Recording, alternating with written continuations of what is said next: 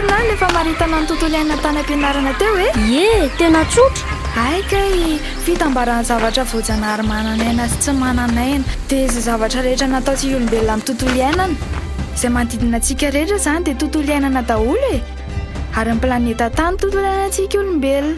Mahafinaritra ny fanazavana mpanentana fa maninona tsara ary ny hery ny tontolo iainana. Tena marary sy manentena ary nary a tovy amintsika olombelona ihany, sepotra ny tany satria navelantsika izavovo na fakontsika olombelona any ka mamofona aoka izany manetroka amin'ny fiarakodia, ary rehefa tsy sepotra izy dia maratra sy maino ny fanapahana hazo, doroala sy ny tanety. Angazany ihany, rehefa tsy misy ala mamoaka entina ho lasa rahona dia tsy misy ny orana, dia maty ny etaeta be sy ny henandro indray izy. Nefa tsy misy ny rano mamelona azy dia maty ny etaeta sy ny hanohanana koa ny zava-mananaina rehetra. Satria io tany io no manome ny sakafo sy rano hosotroana, hany ka lasa be dia be mahanitra.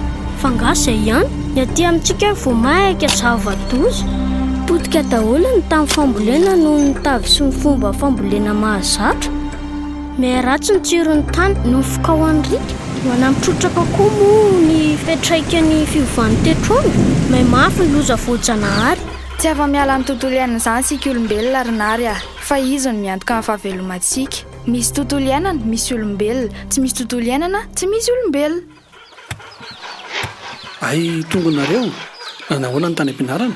Mianatra ny tontolo iainana izay ry dada, ary mijaly mihitsy ka ny tany no ny ataontsika olombelona azy a. Zao nary a, raha olombelona mampaharo ny tany dia ny olombelona ihany mila fanafodana sy trahana azy. Marina ry nena ny filazan'ny dadomaly a. Izaho mihitsy ny resahana androany tany am-pianarana. Fa mahakasika n'inona izany ry niry? Tena isika olombelona ihany mila mandray andraikitra manoloana amin'ny fararian'ny tany. Ohatra hoe rehefa tsy maintsy mikapa azy dia tsy maintsy mamboly azy ao solony. Ahodiny ho lasa zezika amin'ny fako fa tsy hariana eny rehetra eny.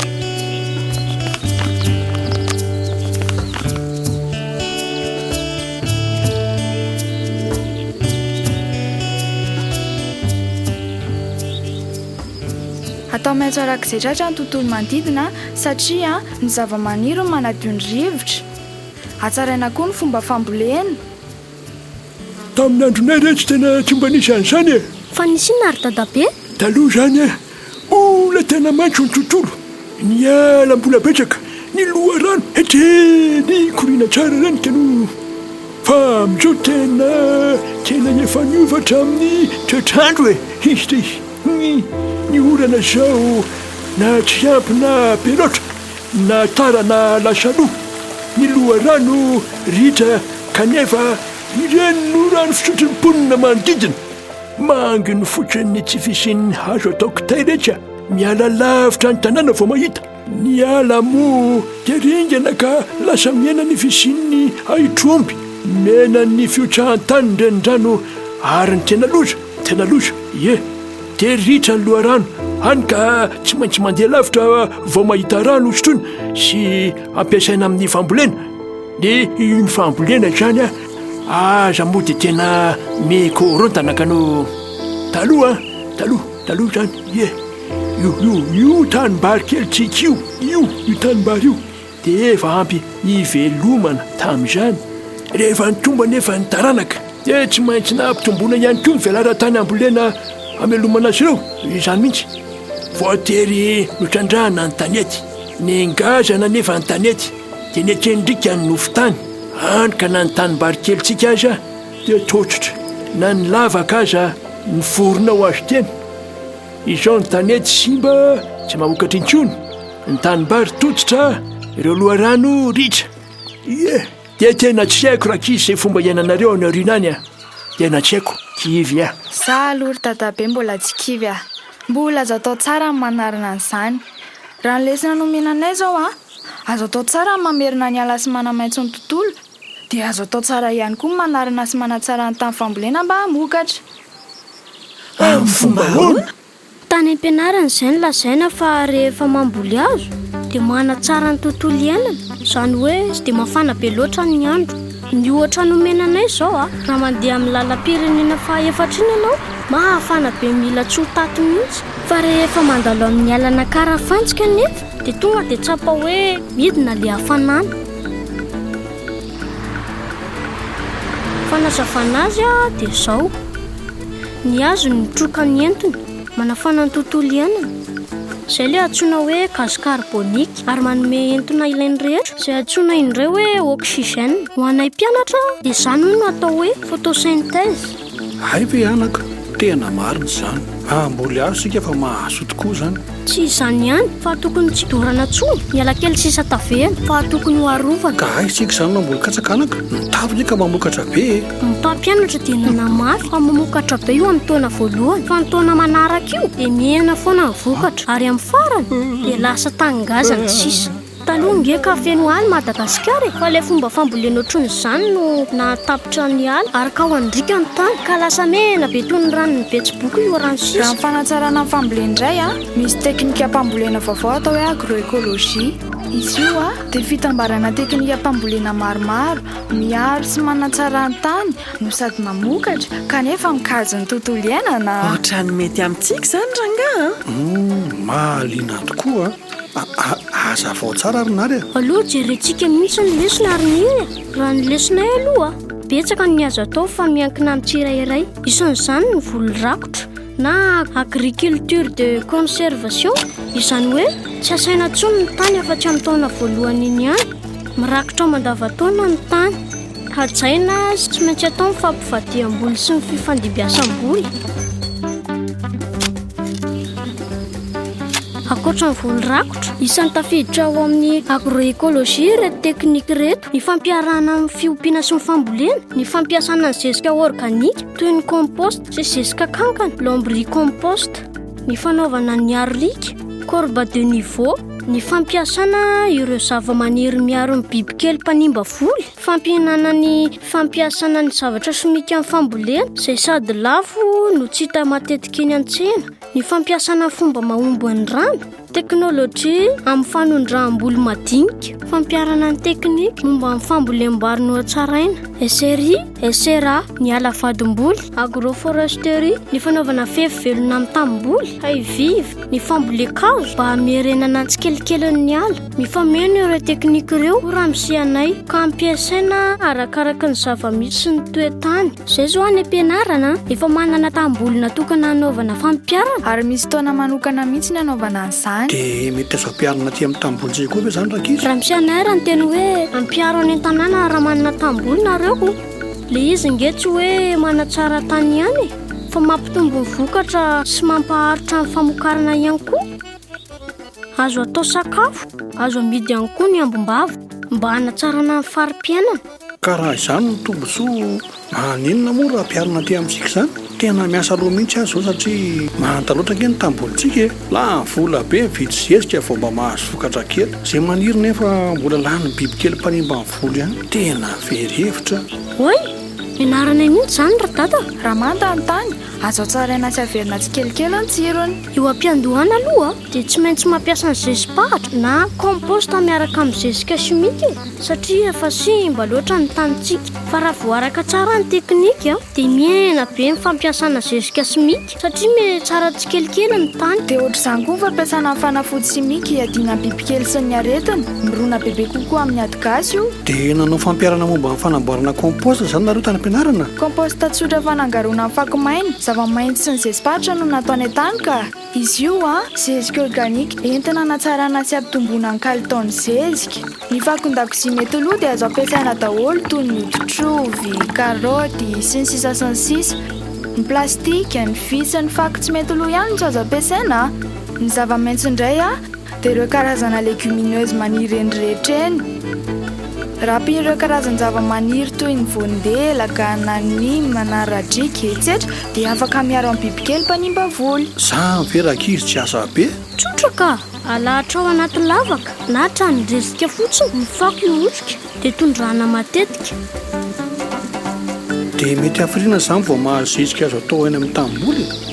Rehefa afaka andro vitsivitsy dia tsapaina amin'ny hazo ny hafana ny zezika. Rehefa mamahy zakany tanana ny ao anatiny dia naomby izay ilay teknika. Fa ny teny koa raha miseho hoe rehefa mamay be iny izy dia mila vadika ary tondrahana ny zezika. Tsy maintsy atao mando nefa tsy azo avela miandrona ny rano. Ny famadihana ny zezika dia atao isaky ny 5 andro ary tohizana mandra-pamasaka azy.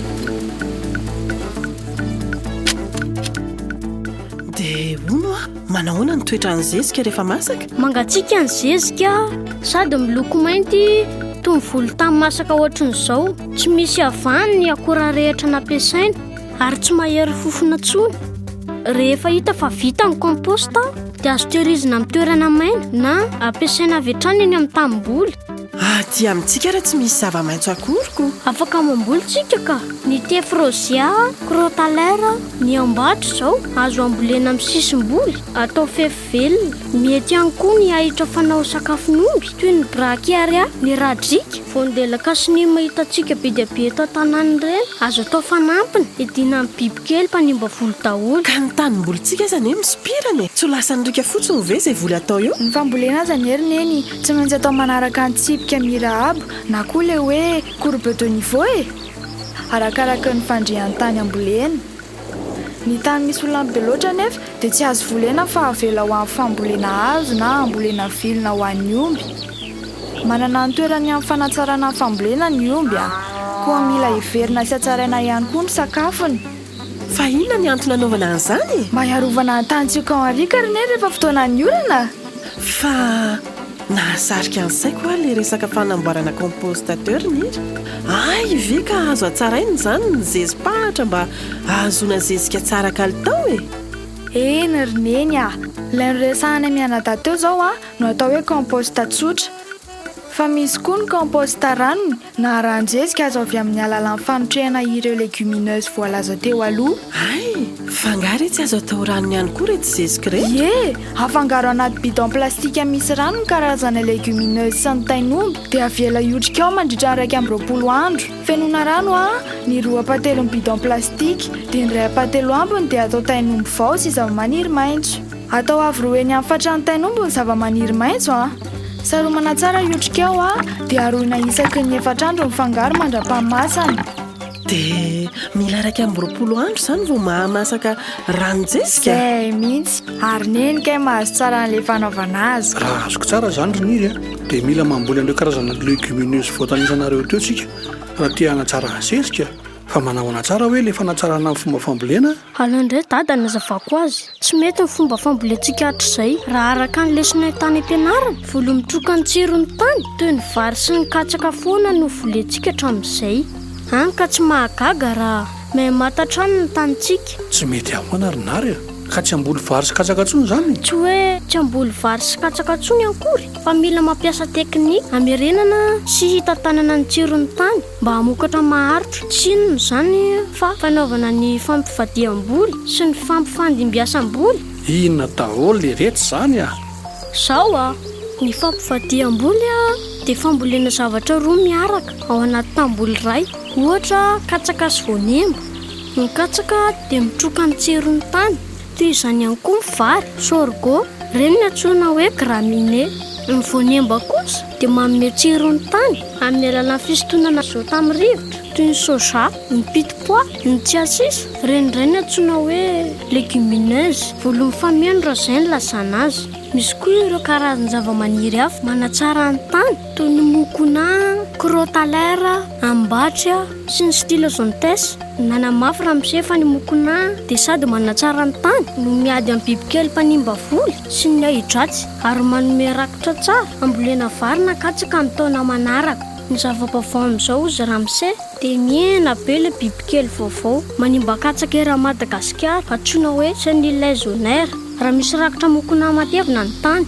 Dia manaona indray ary le fampifandimbiasam-boly? Ny fampifandimbiasam-boly koa dia teknika hitazonana ny tsirony tany tsy ahafahana mamboly mandavataona amin'ny tamboly iray. Raha namboly katsaka sy voanemba amin'ny taona voalohany dia afaka mamboly vary an-tanety amin'ny taona manaraka. Arapiko ny fanazavanary teo ny fampiasana ireo teknika ireo dia ahafahana mandrakotra mandavataona ny tany. Rakotra ahoana?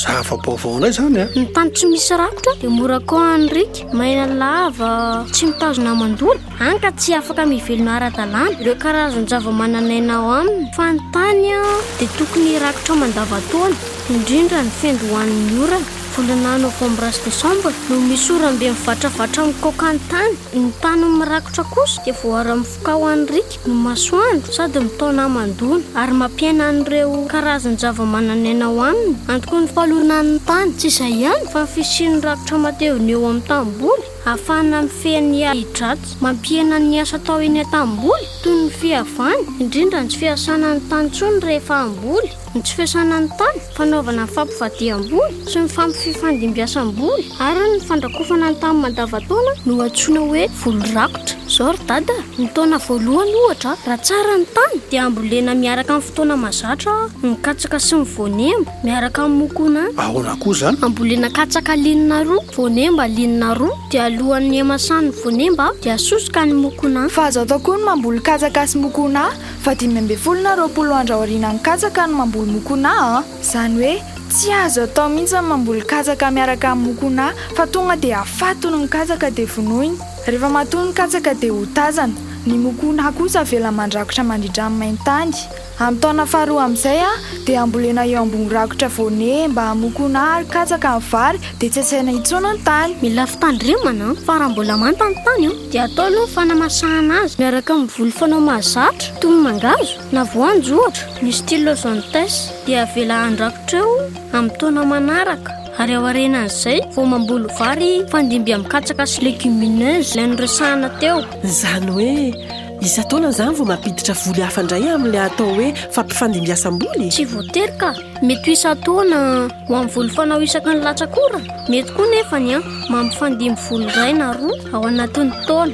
Ny taonko ambolena mantsy mizara roa lehibe. Misy ny voly fanao latsakora toy ny vary na katsaka. Misy kosa ny voly fanao voly avotra mandritry ny maintany. Rehefa mamboly ao aorian'ny fiakaran'ny vokatra teo aloha no atao hoe manao fampifandimbiasam-boly. Ohatra, avy namboly vary tamin'ny fotoana latsakora dia mamboly voly avotra toy ny anana, ovy, karaoty sy ny sisa mandritry ny maintany. Tsy voatery ho voly fanao sakafo ihany nefa no ampifandimbiasana amin'ny voly fototra fa ao koa ireo voly manome rakotra sy manatsara ny tsiron'ny tany toy ny mokona sy ny vaisy. Ary mahavaolana mihitsy zany ny fanaovana komposta tsotra sy ranon-jezika satria mila zezika amin'ny fanaovana voly avotra. Ka izay mihitsy anie ilay agroekôlôjia mifampiangina sy mifameno avokoa ny asa-pamokarana rehetra. Ay, ndraso kely tia ny saika adiniko. Misy teknika azo ampiarana koa amin'ireo voly voasary sy kaki antsika ireo. Azo volena voly fihinana na voly fanao rakotra na koa izy roa miaraka eny anelanelany. Amin'izay sady mahazo vokatra fanampiny no manatsara ny tsiron'ny tany. Tsara ihany koa raha mamboly hazo hanonerana ireo hazo notapahana ary mba hanatevenana ny hazo manodidina koa. Raha ny toromarika aloha dia eny amin'ny sisiny faritra ny toeram-pambolena no mamboly hazo haingam-pitombo toy ny ambatry na ny tefrozia. Ny akasia zao dia tsy azo atao alavadim-boly fa atao voly hazo manokana satria mitroka rano be ary misy fiantraikany amin'ny voly. Ary voly tany Angaraka izy no nampianalanareo zava-baovao ary maharesy lahatra tokoa fa ny voly vary an-drano izay efa nazatra antsika hatramin'izay ve tsy mba misy teknika hanatsarana azy mihitsy? Adinonay marina ry dada fa tena misy teknika hanatsarana voly vary an-drano Sary no anarany. Samy manana fomba fambolena isa-paritra aloha fa raha ny nazatra anay zao dia hosena omby ny tanimbary afafy ny masomboly ary miandry vokatra matratra 10 isaky ny hektara ny masomboly afafy. Kay, be loatra ny masomboly 10 zany mahafaty antoka. Dia tsy manao tanketsa zany no tsy manao zezika. 3 kilo fotsiny vary afafa tanketsa atao amin'ny tanimbary 1 hektara ozy raha misianay. Aravina tsara ny tanketsa dia ketsa tanora ny ampiasaina. Tsy mihoatra ny 20 andro asaina tsara ny tanimbary ary diovina ny hedratsy. Ampiasa zezipahatra sy NPK. Fehezana tsara ny rano, azo ampidirina sy avoaka, asiana zezika ary ketsaina amin'ny ketsa tanora 20 andro ny farafabetsany. Atao ketsa linina mba hanamora ny fihavana azy amin'ny masinina kely atao hoe sarcleuse. Raha manaraka toromarika dia mamotipototra be ny vary ary mety hatratra ny 4 ka hatramin'ny 9 taona isaky ny hektara ny vokatra miakatra. Zany raha tsy manandrana tsy mahita aleo fa anao fanandramana antsika amin'ny tompambolena ho avy io. Samy mihitsy ry dada, tena mavokatra anie. Hitako amin'ilay saha-fampiarana ao an-tsekolinay ao azo ambolena amin'ny fambolentsika tsara ny agroekôlôjia na ny tanety na tanimbary ary azo antoka fa ho tsara ny vokatra. Ny anotanjoko izao mba hananantsika ambombava mba hialana amin'ny fahasahiranana sy ny trosa. Ny andray dia mba hampitombo ny tany volena ny tanjoko izao ary tsy ho avelako hianjaka fotsiny ny tanety fa ho trandrahako amin'izay dia ny voly vary an-drano kosa ampanarahako teknika. Tena tena mahavelombolo azy any rehetra izany rakizy a. Tena hevitra tsara ny ampianarana ny ankizy ny fomba fambolena tahaka izany. Satria ianareo manao fahalalana moa izay ray aman-dreny ihany koa misitraka izany. Sady mora tafita ny fampianarana satria ataony ramosesahazanay ankizy ny fampitana lesona. Tena lasa mahaliana ny asa fambolena zao ary tsy voatery mpampianatra sy polisy ihany kay vao tafita fa raha hifotorana tsara ny asa fambolena zany a dia mahavelona tsara koa kay. Rehefa tanteraka izany mety ho tafaverina tsikelikely ny tsiron'ny tany ka mokatra tsara indray. Ananambom-bavitsika ary sondrotra ny farim-piainana. Ndao ampiarina mihitsy ny ry dada. Rehefa mahita ny vokatsoa asika ve manodidina tsy mba hanaraka ihany koa? Hita ho ary ny iry. Tafita ny fianarana ihany zany sika mianadahy.